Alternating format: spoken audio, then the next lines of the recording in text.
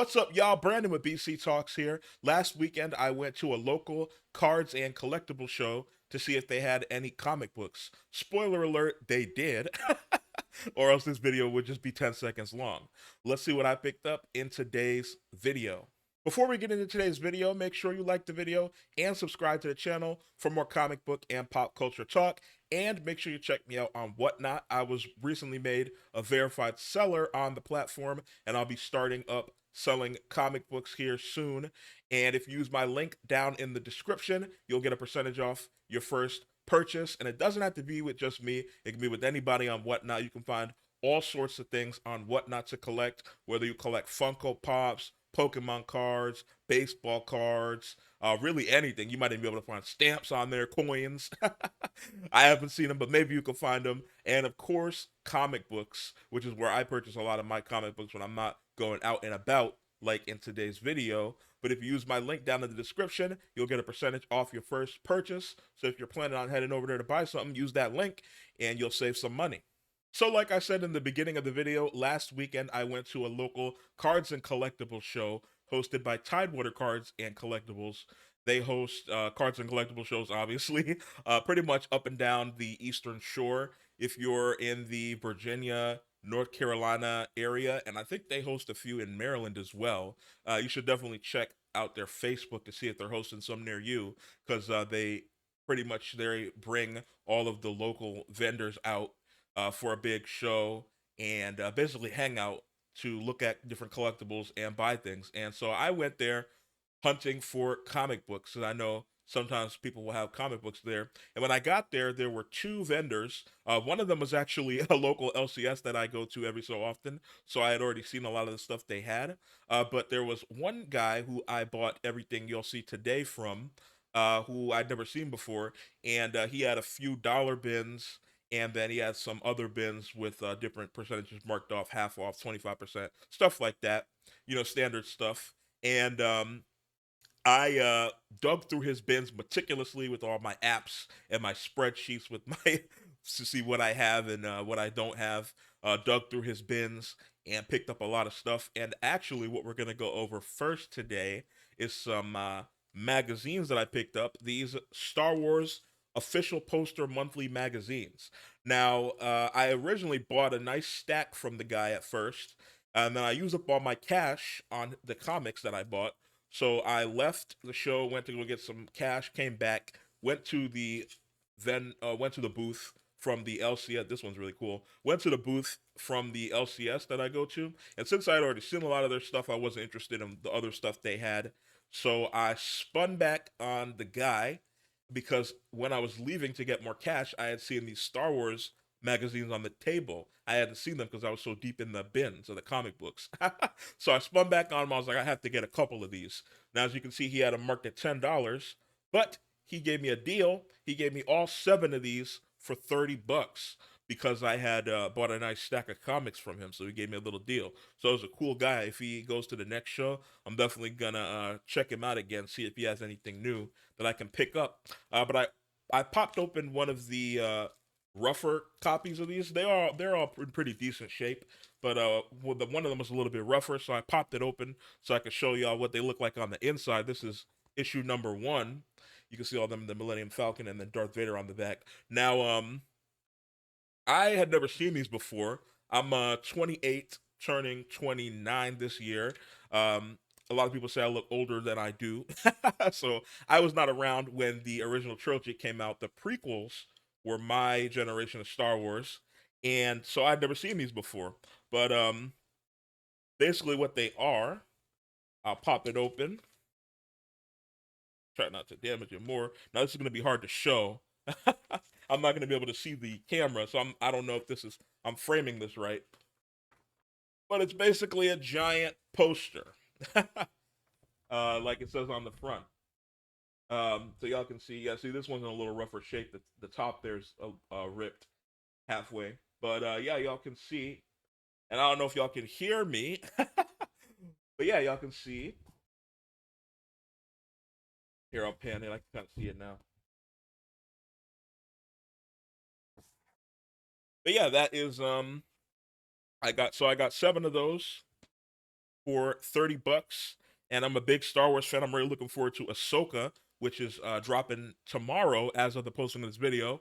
So let me know down in the comments below if you're a Star Wars fan, if you're looking forward to Ahsoka, because I really am, and that was a really cool pickup. All right, now these next few were from the dollar bins, so I'm gonna go through them real quick just so we can get to the good stuff. The first one is interesting though. It is Action Comics 672. And the key, it does have key significance. It has a 16-page Sonic the Hedgehog comic insert, which was included in multiple DC publications and often removed and sold erroneously as a rare issuance. So basically, and that's why I popped this open so y'all can see it. There was a in 1991. Sega put these. I think it was 1991. Sega put these Sonic the Hedgehog advertisement comics to advertise for the game in several different DC books that were out at the time. And so the actual comic of this, it's exactly the same as this advertisement, but as you can see it there, it says clearly says advertisement. There's an actual comic that's the exact same, it's just not an advertisement, that is worth more because it's the first appearance of Sonic the Hedgehog in a comic book.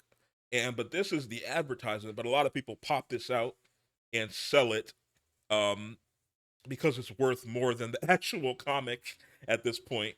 Um a lot of people pop it out and sell it as the first appearance of Sonic, which technically it is, but it's not really. The comic was, but it's the exact same comic. It's just this was an advertisement. So that's a really interesting one that they had in the dollar bins. This next one, and I'm probably gonna pop that one out. I'm probably gonna do the same thing. I'm probably gonna pop it out, but I'm not gonna sell it. I'm probably bag and board it and keep it, because it's a really cool little comic. This next one is Stormwatch #1, which is one that a lot of people have. I just don't have one. I never picked it up ever, and I just got it because it was in the dollar bin. Stormwatch #1 is the first team appearance of Stormwatch, which was Battalion, Strafe, Diva, Fuji, Hellstrike, and Winter, and also the first appearance of Henry Bendix, the Weatherman. Now, if you don't know what Stormwatch is, it was a comic, an indie comic by Image Comics. You can see the big logo at the top, the eye, and the characters from Stormwatch would eventually be spun off into a series called The Authority. Now, The Authority is interesting because they are going to be one of the big antagonists in James Gunn's new DCU, his new DC universe that he's doing. So the characters that were from this series got spun off into kind of villain anti-hero characters that are now going to be appearing in the new DCU. So a really interesting book just to have, even though a lot of people do have that, and it's not that expensive of a book. But it was in the dollar bin, so I picked it up. These next ones are most of them don't have key significance. I just picked them up as run filler. We got Tales of the Teen Titans 45. That one's run filler because I am collecting the Marv Wolfman, George Perez. I love Marv Wolfman and George Perez. Their writing and art. I'm trying to collect the whole Wonder Woman run, which is a task. But right now, I'm also collecting the Marv Wolfman, George Perez, the new Teen Titans, the Tales of the Teen Titans, and then the second volume as well. Those are a little bit easier to collect because you can find those all over the place. But this one's number 46. I just love the art. Um, George Perez, he died a few years ago, a couple years ago maybe. I can't remember one recently, but yeah, he's probably one of my favorite artists in comic books. That was a newsstand. That was interesting. That's number 56, and this one's actually does have key significance. It's the first cameo appearance of Jinx. Now, her first full appearance is in the next one, which is 57. She's also on that cover, but this is technically her first actual appearance. It's a cameo. Um, and if you don't know Jinx, she was on the Teen Titans animated show on Cartoon Network. She had a decent role in that show. She was like a kind of love interest of Cyborg as well in the show. She's the one that has the luck powers, and she kind of has the makeup, clown makeup ish, kind of like a jester. So that's a interesting one to pick up. And for I already have that one actually, so I'm probably gonna sell that one. I just picked it up because it was a buck. This next one's Avengers West Coast. It's a run filler. This is number 59. It's not a key, but it's run filler. I'm collecting that run as well. And then number 66, again run filler for the collection. So a lot of run filler, but that Action Comics, the Superman one, was really interesting. Like I said, I'm probably gonna pop that Sonic comic out, but I'm not gonna sell it. I'm probably gonna keep it for the PC or just to read because it's a really cool little thing. All right, these next books were not in the dollar bins; they were in the half off bins. So they were a little bit pricier, obviously, than a dollar, but I got good deals on them, and so I picked them up. This first one is Amazing Spider-Man 337. This is the first full team appearance of the second version of the Sinister Six. I really love this cover. First of all, look at that. I love Electro's old costume. It's just so silly. Look at that with the big bolts everywhere, and I love that they kind of did it in No Way Home.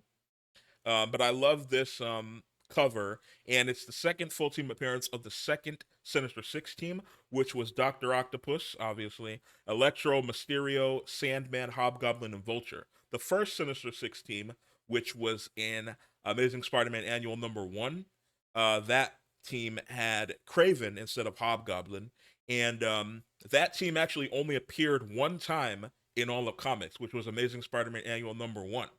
So this is the more well-known Sinister Six team. Even though Craven was on that original team, they only ever appeared once. This is the more well-known Sinister Six team, and this is technically the second appearance of the Sinister Six because their first appearance was their only appearance. So that's a really cool book. That one is probably going to go in the PC. Um, I would say it's spec, but Craven is coming to Sony. Actually, that comes out in October, doesn't it? The Craven movie. So if they do the Sinister Six, it's probably going to be the original one with Craven, not Hobgoblin. But so it's not really spec unless Craven bombs and they decide to do Hobgoblin instead. I don't think. I mean, Craven could bomb, but I think they'll still probably put him in the Sinister Six. So, but we'll see. This next one is Amazing Spider-Man 359. This is the first team or cameo appearance, sorry, of Carnage. He was in one panel. There was a glob of red symbiote material seen in a panel. So it's just a cameo appearance of Carnage. Technically, it's just a little glob of him. But the first appearance of Cletus Cassidy is Amazing Spider-Man 344, and then the first full appearance of Carnage is 361. So this is just like the first cameo. And the Carnage movie did not do well. I heard it was okay. I'm not really interested in the whole Venom, even Spider-Man in general, Spider-Man comics. I respect Spider-Man as a character and the history and legacy of Spider-Man, but I was never really into reading Amazing Spider-Man like a lot of people are collecting it. I don't really collect Amazing Spider-Man outside of like the keys and whatnot. So I'm probably gonna sell this one. And also the Carnage movie did not do well. So that doesn't help that book as well. This next one though, I do collect. And I am really interested in this one. Oh, and by the way, both of those they were listed for $8, but I got them for 4 because they were half off. This one was 4, but I got it for 2. This is Justice League number 5, and I love this cover. The I've recently got into collecting the Kevin Giffen and DeMatteis run of Justice League, which also spanned Justice League Europe and International, because it's a really wacky, kind of interesting story that you don't see a lot with the Justice League. And I love this cover with Shazam and Martian Manhunter holding Kyle Rayner back. Now, as you know, Kyle Rayner, he is, if you watched my video, which I'll link there somewhere up at the top, um, Kyle Rayner is being rumored to be played in James Gunn's new DCU by Nathan Fillion. So, yeah, he Kyle Rayner was a pretty central big character in the Kevin Giffen run of Justice League, which is a really good run. If you haven't read it, I'm looking to collect them. And also, I am going to Baltimore Comic Con in September, and I might bring this because, like I said, I really like this cover. It's one of my favorites. The one with Lobo and Kyle Rayner on it is awesome as well too. If you haven't seen that one, but I'm probably gonna bring this because he's gonna be there, and so if he's not charging too crazy of a price to sign books, I might get him to sign this. Or if by then I find like the #1 or something or another issue, I might have him sign that one. But I really love this cover, so I might have him sign it. So yeah, that's an interesting one. That one's for the collection. This next one is Marvel Fanfare number 24. This one was also four, but I paid two for it because it was half off. This one's interesting because it's the first meeting of Carol Danvers and Monica Rambeau's Captain Marvel. And also, Carol Danvers finds out the original Captain Marvel died of cancer. Now, if you don't know the history of Captain Marvel, Monica Rambeau was actually Captain Marvel for a very, very, very long time. Um, she was actually Captain Marvel before Carol Danvers was Captain Marvel. Um, so when the original Captain Marvel, he was the first one, obviously, and then he died. And then Monica Rambeau, who is the black one in the movies, if you've seen them, she got in an accident, got powers similar to Captain Marvel, and so people started calling her Captain Marvel, and she took on the mantle of Captain Marvel, which was approved by the team. And then she later joins the Avengers as well, and she was the first black female Avenger actually as well. And so this is the first time that Carol Danvers, who was played by Brie Larson in the movies, that character was always Miss Marvel up until like 2012, I think it was. 2012 is when she first became actually Captain Marvel. So that character has not been Captain Marvel for very long. It was always Monica Rambeau for the longest time after the original Captain Marvel died. But yeah, this is the first time they meet. So it's not really spec. It's just interesting because obviously they're going to be in the movie coming up. And it's actually a really good story as well. I read it. There's the first story is like this fantasy story, but the one where she finds out that Captain Marvel died, it's a really interesting story. If you haven't read it, and that one was $2. This next one is Marvel Comics presents number 14. This one is an interesting one as well. It's the first appearance of Ramonda, who, as you may know in the movies, played by Angela Bassett, the mother of Black Panther. Now, in the comics, she was actually retconned to be the stepmother of T'Challa, Black Panther. I don't know why they did that. I'm not as well versed in my Black Panther lore in the comics as I am other comics. So I haven't read that one, so I'm not sure why they did that. But this is the first appearance of Ramonda, who was played by Angela Bassett, who I think deserves an Oscar for that performance. Very well done. And actually, didn't she win? I can't remember actually. I want to say she did, but she might not have. But either way, she did a really good job in the movie. That movie had a lot of flaws, but she was not one of them. And so this is the first appearance of the character that she plays in that movie, Black Panther 2.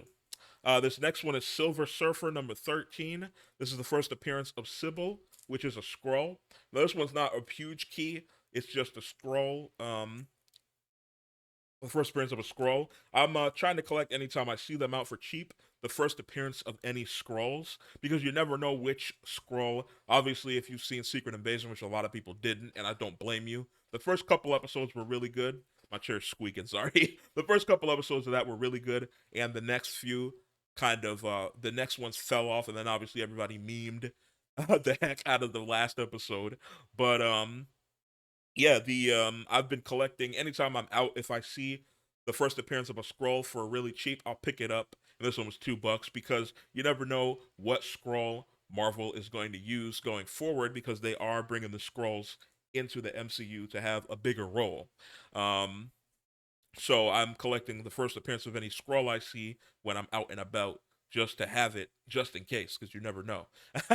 Now this next one is Iceman number 1. It was the first issue of a four issue limited series with Iceman.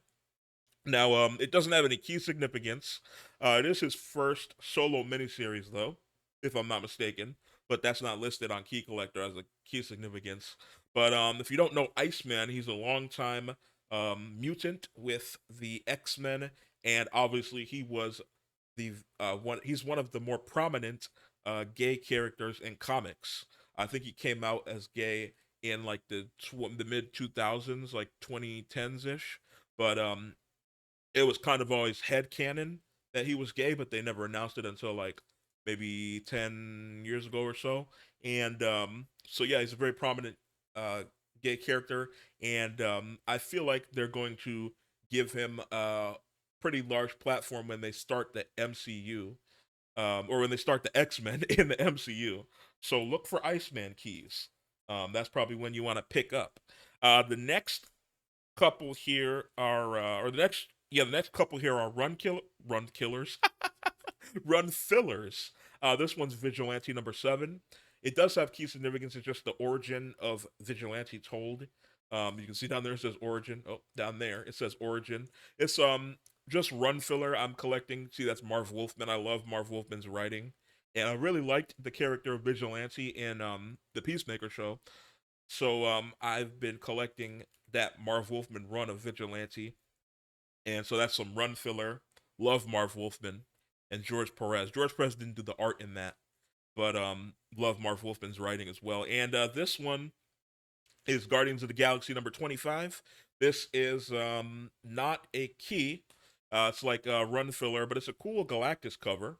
And it's kind of like, you can't see it in the bag. It's not foil, but it kind of looks like foil. It's like very silvery. I don't know. It doesn't look like foil, but it kind of looks like foil. Kind of like aluminum. But yeah, it's a cool Galactus cover.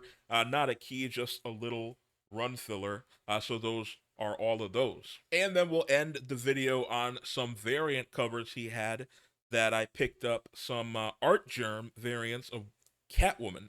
This is Catwoman number 1, the Art Germ variant. Art Germ, he's a goat at these kind of good girl, kind of hot girl covers. So really like that cover of Catwoman there. And then this is Catwoman number 3. This is probably my favorite of the 3 Catwoman ones I got. That one is really trying to get this so it's not shining. That one's a really good cover there. And then there's this this one's funny. This is a like Santa Claus version. You can see her up on the roof, dressed like Santa Claus with a little is that a little cat ornament there. So a really interesting one there. And then this last one is issue number 750 of Wonder Woman. I'm a big Wonder Woman fan and also big Jenny Frison fan as well. I have so many Jenny Frison covers in my variant covers box, and I really love this. Like it's like a 50s style cover of Wonder Woman. Really love Jenny Frison's art, and really love like older style, like bombshell 50s um, flappers. I guess that's 20s, but those kind of art styles.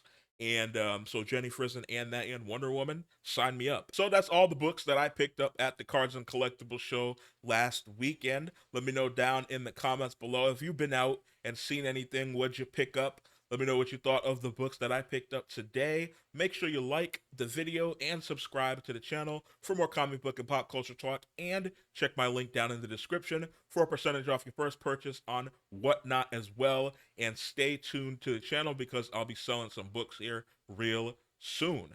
And I will see y'all another day.